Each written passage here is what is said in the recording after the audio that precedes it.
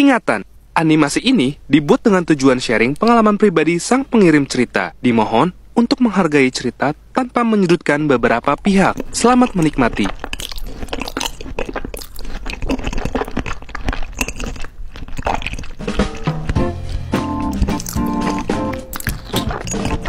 Halo penonton setia GPC, pasti kalian kangen kan sama asupan cerita horor dari kita? Oke, biar asik ceritanya, kita kenalan dulu ya. Kenalin, nama gue Diana. Sekarang gue udah 23 tahun, dan gue akan menceritakan kisah horor yang gue alamin 2 tahun lalu. Kalau boleh jujur, kisah ini bagi gue sangat personal, makanya masih nempel banget tuh sampai sekarang. Oke, jadi dulu gue pernah kerja di pabrik mesin motor di daerah Nganjuk, Jawa Timur.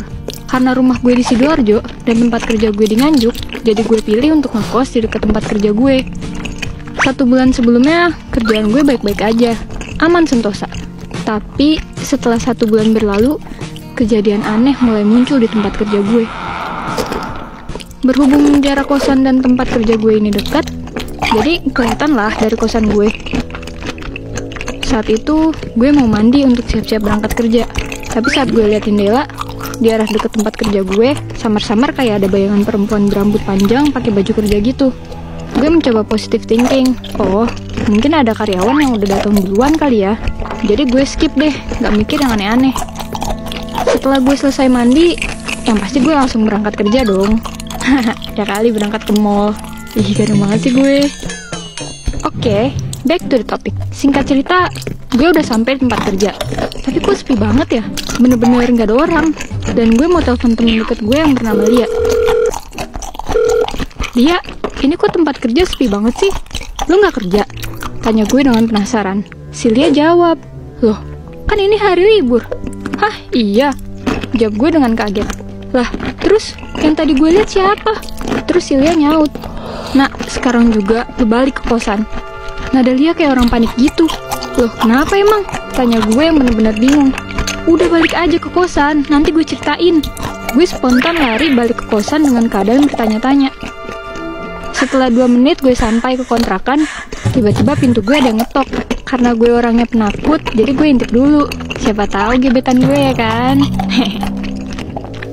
Ternyata itu si Lia. Jadi gue bukain deh. Padahal ngarepnya sih Kang Mas gebetan. Back to the story dulu cuy. Setelah Lia masuk, dia langsung cerita. Jadi, yang lu lihat tadi adalah Mbak Zahra yang meninggal kena mesin potong itu. Hah, gue kaget dong sampai gemeteran. Itu Mbak Zahra? Dia megang tangan gue kenceng, seolah meyakinkan sambil ngomong, iya Diana, itu Mbak Zahra. Dia berusaha meyakinkan gue. Setelah kejadian itu, gue gak bisa tidur dengan tenang. Ya mikirin utang lah, ya jadi takut karena kejadian itulah. Gue semrawut deh. Hal ini bikin gue terus-terusan gelisah. Tapi karena udah jam 1 malam dan udah ngantuk banget, jadi gue ketiduran. Keesokan harinya, keseharian gue berjalan seperti biasanya. Tapi saat gue mau ke toilet pabrik, toiletnya tuh serem banget. Karena harus melewati lorong yang panjang dan terlihat sangat suram. Pas gue melewati toilet, gue lihat ada Lia lagi main HP di dekat gudang samping toilet. Karena ada Lia, gue jadi lebih santai dan gak begitu takut deh. Tapi saat gue mau lihat Lia lagi, tiba-tiba Lia udah gak ada. Padahal gue ke kamar mandi cuma bentar banget. Ya, kurang lebih 36 detik kali ya. Jangan ditanya kenapa gue hitungin ya. Ini mah, seingat gue emang 36 detik. Ya, kalaupun Lia pergi, harusnya pasti masih kelihatan dianya. Soalnya lorongnya panjang banget woy. Tapi anehnya tuh, dia sama sekali gak kelihatan. Gue masih coba positive thinking. Mungkin gue masuk kamar mandi, dia pergi kali ya. Oke, setelah itu, habis dari toilet gue tanya ke Lia. Lia, lu tadi pergi duluan ya? Terus Lia balik tanya, hah, pergi kemana? Ya gue makin bingung dong. Lah, bukannya lu tadi duduk di deket gudang? Kagak kok, orang gue aja di sini dari tadi, kata Lia. Lah yang bener Li, gue aja lihat tadi lu duduk di deket gudang kok. Gue masih berusaha meyakinkan Lia, karena gue beneran lihat dia. Beneran kok nak, swear. Lia juga nggak mau kalah dan meyakinin gue kalau emang dia dari tadi di sini. Lah seriusan, kata gue dengan ekspresi wajah takut. Udah, mending kita ke kafe deket sini aja, mumpung masih jam istirahat, kata Lia supaya gue udah gak ketakutan lagi. Akhirnya gue terima ajakan dia, karena emang gue udah mulai agak parno sih. Setelah sampai ke kafe, gue sama Lia ngobrol gak jelas sampai ketawa-ketawa ngalor ngidul. Setelah itu si Lia bilang, nak, gue ke toilet bentar ya. Gue mengiyakan sambil santai-santai di kafe. Setelah Lia pergi, tiba-tiba ada chat masuk dari Lia. Dia pap foto bangunan kosong yang di tengahnya ada gue. Hah, ini gue nih, ini gue. Gue kaget setengah mampus. Di bawahnya lihat chat lagi. Ngapain lu nak di kafe kosong seberang pabrik? Tuh kafe udah kosong 3 tahun yang lalu. Chat Lia yang tadi buat gue super kaget.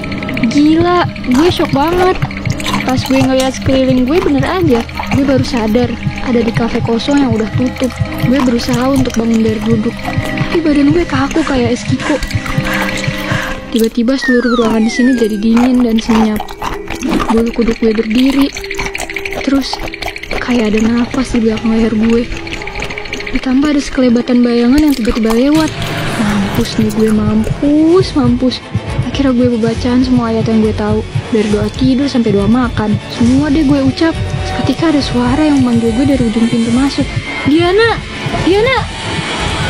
Sontak gue sadar dan lihat Lia di ambang pintu.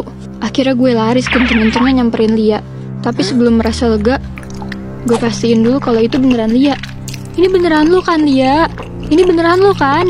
Iya, ini beneran gue. Lu ngapain sih di sini sendirian? Ayo kita pergi. Hari itu juga gue mutusin izin ke HRD untuk pulang cepat. Karena jujur gue bisa gila anjing kalau kayak gini terus. 2 minggu setelah kejadian ini, gue memutuskan untuk resign dan kembali ke kampung halaman gue di Sidoarjo.